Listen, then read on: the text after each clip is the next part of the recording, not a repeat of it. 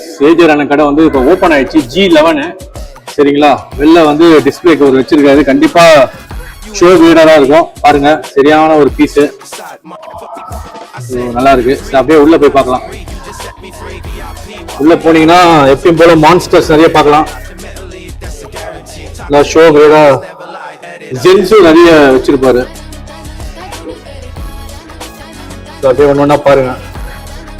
எல்லாமே சரியான சைஸு, சரியான ஹெட் பொட்டன்ஷியல் சொல்ல முடியாது.